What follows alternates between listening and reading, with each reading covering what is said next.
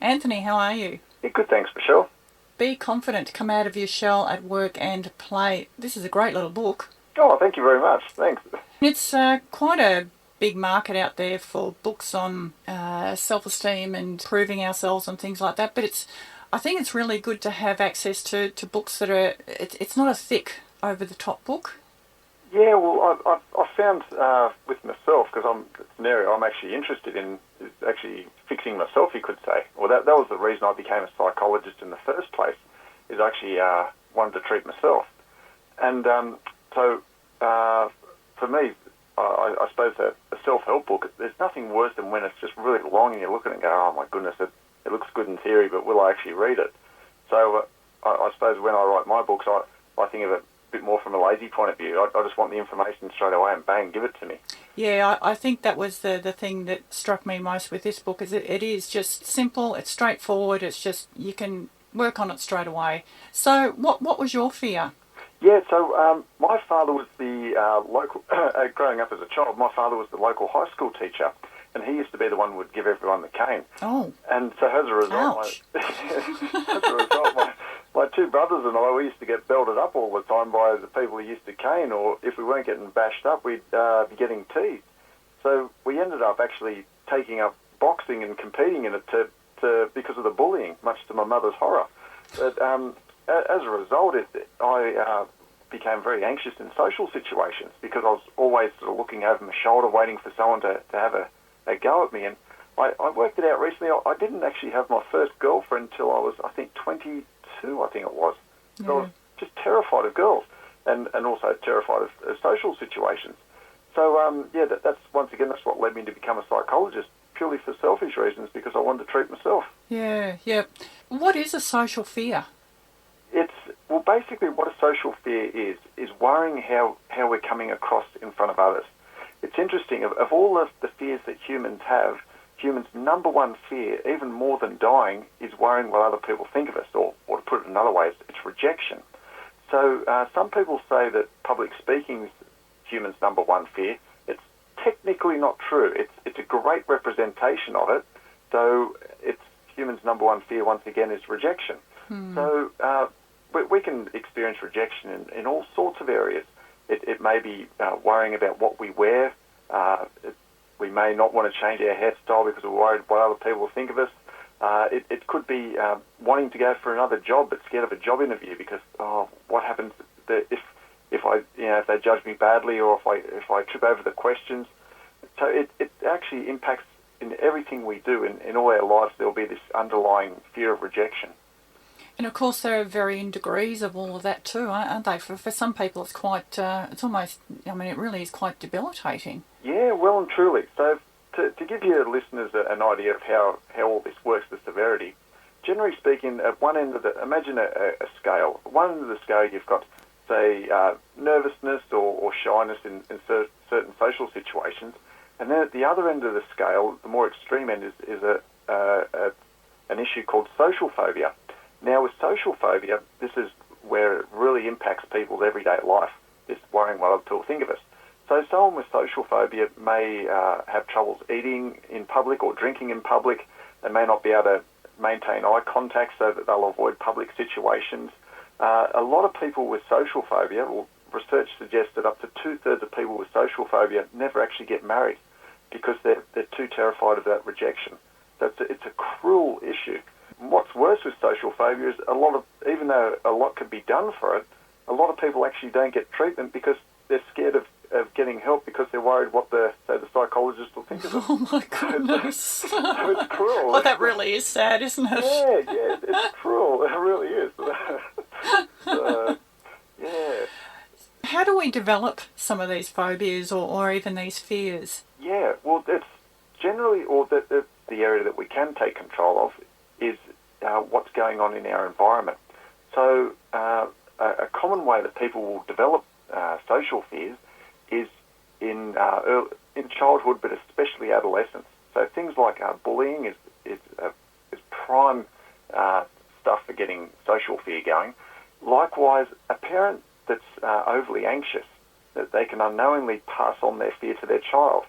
So, for example, it's if the child says, I'm a bit nervous about doing a speech in class today. And if the parent never did speeches in class, they'd be like, oh, well, look, just have the day off. You can have the day off. Don't worry about doing it. And so they're inadvertently passing on that fear to the child that you won't be able to cope. It's interesting too, new research has just come through that's shown if a child has anxiety and the parent also has anxiety, if it's just the child who's treated without the parent, then nothing will come from it. The counselling won't do anything. However, if the parent's treated the same time as the child, then the child will overcome the anxiety. Yeah, that's interesting, isn't it? Yeah, it's such a powerful thing how we pass on our fears. Well, it's the same with body image and things like that, isn't it? If our parents have positive body images of themselves and look after themselves, they just teach their children the same thing without even realising that they're doing it. But it's just passed on. Oh, you're spot on there, Michelle. It's such a powerful thing. Yeah. So a lot of the time, people suffering from social fear, what it actually is, not in all cases, but a lot of the time, it's actually undoing what they've learned in childhood or early adolescence, and often from their parents. Yes, that's right. So it's almost. I speak about this sort of stuff a lot on the program. It's almost like brainwashing yourself. And I know that has sort of negative connotations to it, but it's like brainwashing yourself to think differently, isn't it? Yeah. Most definitely. Some people may use the term of, say, reprogramming the brain. So, yeah, brainwashing too, yes. It's basically changing a person's thoughts or beliefs about how they see the world. I remember Barbra Streisand having she had a very bad experience, didn't she? Yeah, the poor thing. I love Barbara. I think she's a bit of an idol for me. In 1967, she was performing a concert and actually forgot the words to a song. And because of it, she never performed for another 27 years. Because she was just so humiliated. And right. Never did a live performance again. And what's worse is a lot of the media and things like that at the time were putting out things saying that she thought she was too good to do live concerts and was sort of a bit stuck up and all this sort of thing. Yep. Whereas in reality, it was the total opposite. She was just absolutely terrified. And I remember when she did Barbara the concert that a few years ago now, and Yes. I don't know if that was her first performance when she came back. I think it might have been. Okay. And it was just fantastic. It was fantastic, and you just. I didn't know the full story of. I knew there was some sort of phobia, but I didn't know the full story behind it. But and I just thought, wow, that was just an incredible performance. It's amazing how she's got all that talent. At the same time, it's amazing how someone's brain can actually trick them into thinking that they don't have any talent, or that this thing that she did was just so catastrophic. Yeah. Our brains can be our own worst enemies at times. What is it about our thinking? Yeah, it's actually a little bit easier than what people think. The problem is we're never actually taught, firstly, we're never taught what our thoughts are. So at school we're taught about ABCs and how to add up numbers. So we're never taught anything about our own thinking. So the average person speaks to themselves at over 500 words per minute, which is, I'm just thinking, if I could read a book at 500 words per minute, I'd just be turning pages. I know, that's amazing, isn't it? So we've got all these thoughts just bombarding in our head, and research suggests, it's not confirmed though, it suggests up to 80% of these words that we're telling ourselves, of these 500 words every minute, up to 80% of it is negative. So it's really painting a pretty dark picture for the way we see ourselves. Now, the problem is a lot of people aren't even aware that they're talking to themselves. You ask the average person on the street, "Oh, do you talk to yourself?" And they'll quickly deny it. No, I don't talk to myself, thinking that they're going to be seen as schizophrenic or something. So in actual fact, we're all talking to ourselves constantly.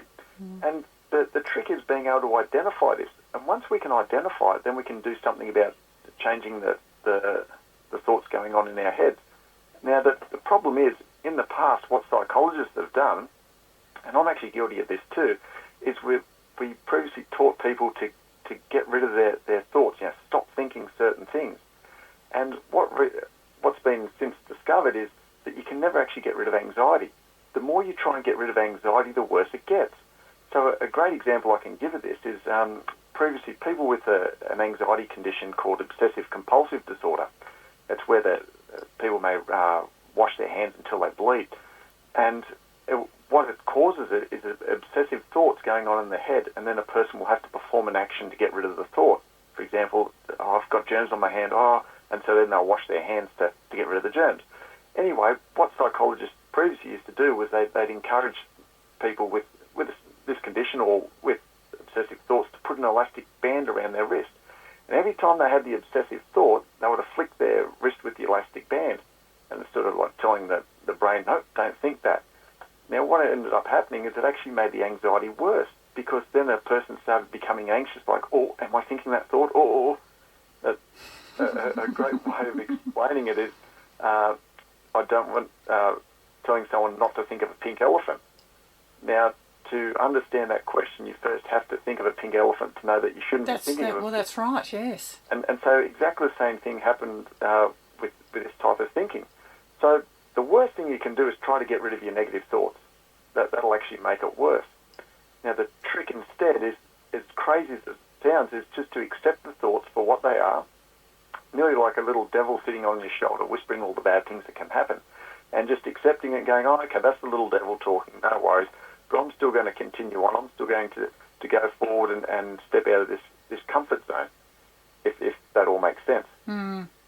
So it's a slight twist, because in our society we believe that we should crush these thoughts or get rid of them, and which has since been found it doesn't work. But if you constantly deal with them like that, you're actually staying in that place, aren't you? Well put, yeah, beautifully put. You're spot on. So people that are obsessing over these thoughts, like, I have to get rid of them, I have to get rid of them. Spot on, they are there in those thoughts the whole time. Yes. Now, you've got steps to work through in this book. How have you set that out? So it's broken down into 10 chapters, and so it guides people through each area. So once they learn a skill, then they'll move to the next skill, which also the previous skill will be the foundation for the next skill. So, because the problem with a lot of people is what they'll do, especially with anything to do with social confidence, is firstly they'll think that there's something wrong with them because they get anxious in social situations, and therefore they think, okay, well, I'm getting anxious, I've just got to face my fear.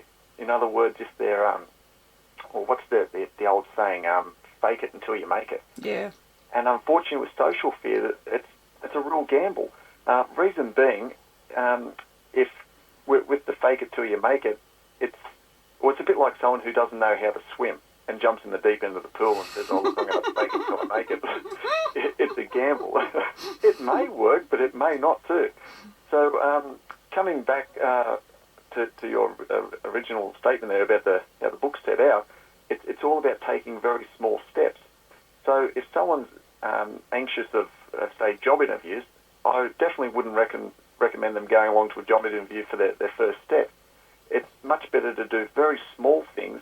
Say, for example, wearing a piece of clothing or jewellery that they wouldn't normally wear out in public, or if saying hello to someone they wouldn't normally, or even something like eating say at work, if they don't normally eat in the lunchroom, eating at the lunchroom, or even another one that comes to mind is in our society now we do a lot of text messaging or emailing, and so instead just now and again picking up the phone instead and making that human contact, and doing these very small these very small challenges allows a person to put the exercises in place that are learned in the book, but it's all done in very small steps. And the reason for this is it builds a person's confidence, because once a person's confidence is shattered, it's very hard to get it back. Very hard indeed. Not impossible, but very hard. So basically, if you jump in the deep end and it doesn't work out for you, then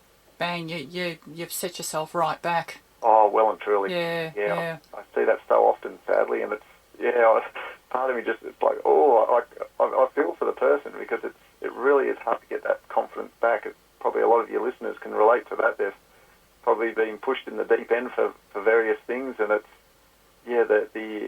it can just be so destructive. Yes, yeah.